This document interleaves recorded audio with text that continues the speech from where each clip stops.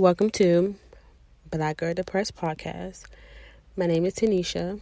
A little background about me. I'm 27, born and raised in Washington, D.C. Have a 1-year-old daughter. Currently on day, 100 of shutdown. And today was the day that I decided to finally jump into what I've been wanting to do for about a year and some change now. This podcast is really important to me because I deal with depression, and I want to bring awareness to not just Black women, but Black people in general about mental health. A lot of us don't educate ourselves on mental health. A lot of us don't believe it exists. A lot of us don't know how to deal with it, and including myself, I'm still learning how to actually deal with it. It's an everyday process. It's not something that you could just just say, oh, I'm okay, and I know my triggers and etc. It's not something that you just know how to deal with overnight. It's literally a process. This is something that you have to learn how to cope with on a day-to-day basis. So this podcast is just for those who may be going through the same thing I'm going through and just need to hear it from somebody else. Because I know a lot of times, a lot of us just need to hear somebody who look like us that are going through the same thing to be able to be vocal about it. Because again, you're scared. Because I know a lot of, like my mom's generation, and I know like our grandparents' generation, they don't really talk about, mental health. I know they were like, what is that? Like, we don't know what that is. So for me, this is a stepping stone. I feel like a lot of us could really open up the door more for this to be a conversation, for this to be the norm. Because like a norm, but, just for us to be able, we can actually sit down and have a conversation and try to educate people around us, and our parents and our grandparents, about exactly what mental health is and, how it affects us on a day-to-day basis. I'm gonna jump right into it about the day that basically everything went to shit. So I was a junior in college around 2015, 14, I want to say. And my home life wasn't great. Work life wasn't great. My relationship wasn't great. I just felt like everything in my life was just on a downward spiral at this point. I became so overwhelmed, suffocated with everything. Just felt like there was no out. I felt like life can't go up from here for me. There's nothing left for me here. Everything is just gone to shit. Nothing good is going to happen. Everything is just fucking bad at this point. So I attempted suicide by pills. Prior to that, though, now that I look back at it and I think about it, I was on a downward spiral for months. Every week I was drinking, almost every day. I would literally drink myself to sleep. I would literally go to the liquor store and buy a bottle of Patron, because back then I was drinking white, which I can't do that now, but I would go to the liquor store literally every day, drunk. On the weekends, it was wake up, drink, hang out with my friends all day, drink, go home, wake up, and do it all over again. For months, I was doing that for freaking months. One day, something came over me, and I was like, I'm tired of this shit. I don't want to deal with this shit anymore. I'm ready to just end it all. So I went in my room, swallowed pills, a bunch of them. I was like flipping my shit upside down trying to find any type of pill. I said I don't give a fuck what it is, just some shit that just make me not be here anymore. I don't give a fuck what it is. I did that. Somehow, my boyfriend at the time, I think I was on the phone with him. I really don't remember, but he somehow called the police. They came to my house. My mom was like really confused about what the fuck is going on. You know, why would you do that? And it goes back to, you know, not really understanding. I really didn't understand what's going on at that point, even to be honest. Go to the hospital. In the hospital for a week. No suicide watch. I couldn't leave. I actually chose to stay, to be honest, because I something in me for myself wanted to figure out what was going on with me, because I was like, I would never, you know, try to do that to myself. Why would I? But yeah, I chose to stay. They diagnosed me with depression, because I wasn't getting any sleep for months on it either. I was just up in my thoughts, mind racing 24/7. It was kind of, I will say, what's the word?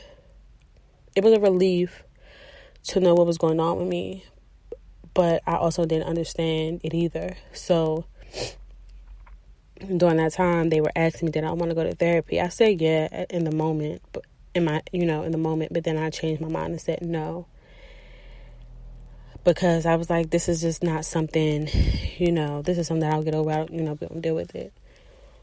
But as years go on, I'm older now. I'm learning a lot. I don't necessarily. I believe I brushed it off, because don't get me wrong. I know depression exists. I know mental health exists. But for me, I guess in a sense, I just kind of thought it would never happen, or this is just something that can't happen to me. For some reason, when you're young, you don't really know anything. That's just how the hell you think. I went back and forth for years about therapy, and I finally decided that it's time. This year, 2020, I started last month, and it's going pretty good. It's a lot of things that I'm realizing, and a lot of things that have opened my eyes to things, because I still don't know what my triggers are. I still have literally weeks where I am just sad and I'm trying to suppress it by other things, whether it's liquor. It might not be as bad as it used to be, but I still do that. I suppress things by either drinking, sex, to be honest, is one of them, or eating. I find myself kind of trying to find something just to make me forget in that moment, whether even if it's temporary. I want to forget in that moment. And those three things kind of help me, quote unquote, cope with it, which is not really actually helping me cope with anything, just making it worse, to be honest. I realized that, you know, through therapy, I look out for people a lot. I check up on people, always ask people, are you good, your well-being, etc. Enough people don't do that for me. So at some point, I have to step away and realize that isn't good for me either. Again, still don't know how to cope with it. Still learning, still trying to figure out how to deal with this. Meanwhile, being a mom, it's not the easiest at all. I went through panic attacks since this shutdown has started. I had many ones, and then one day I just had a real big one. It was just me and my daughter, and that's the scariest thing that I feel like anybody could go through, a parent could go through, is going through something like, and you're helpless, and your child has to literally, in a sense, kind of bring you down from that. It's not a good feeling as a mom. It's as a parent. It's just not a good feeling.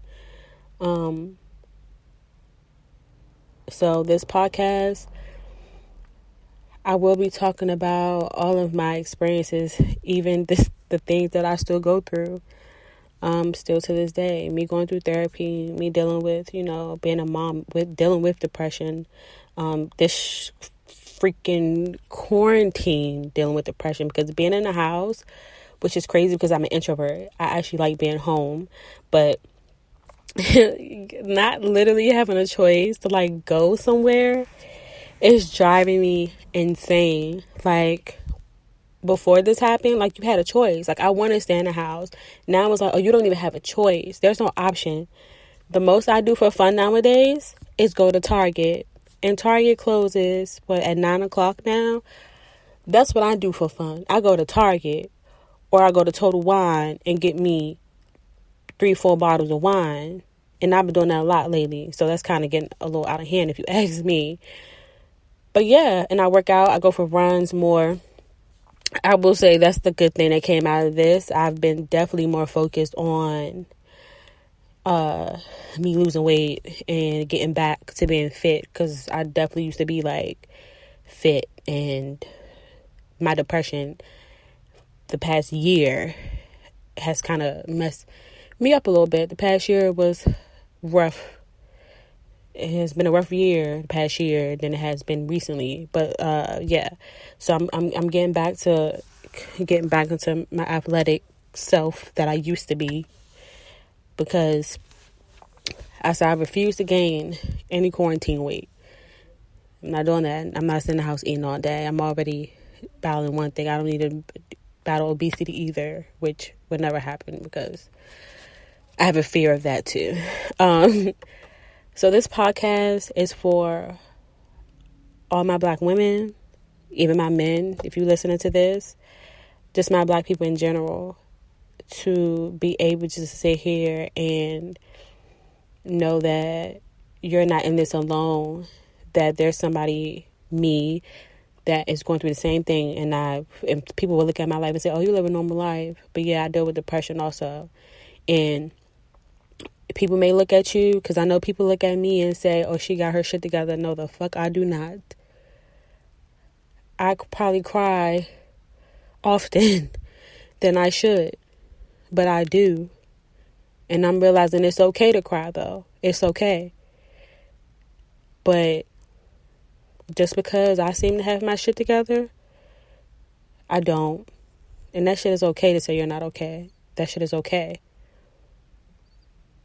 But I'm going to use my platform to reach as many people as possible. And if I just reach one person, then I did my job. If I could reach multiple people, fucking great. But I definitely want to reach people, and especially in the Black community. And, all of us just learn, more about mental health, learn how we can help each other more. Shit, if a group comes out of this, that'd be awesome too.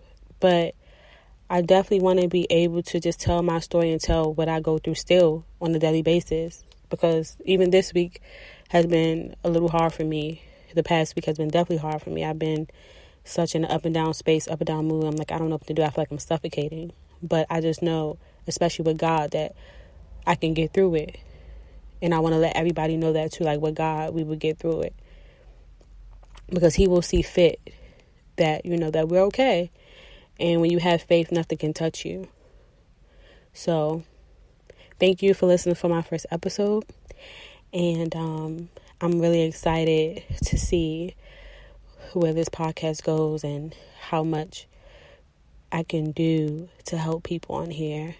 Also, I have a blog. It's called blackgirldepressed.com. I have a few posts up there.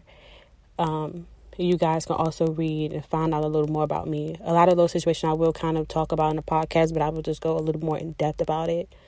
I just will say thank you for listening. I appreciate it. And also find a way to not let this quarantine get to you.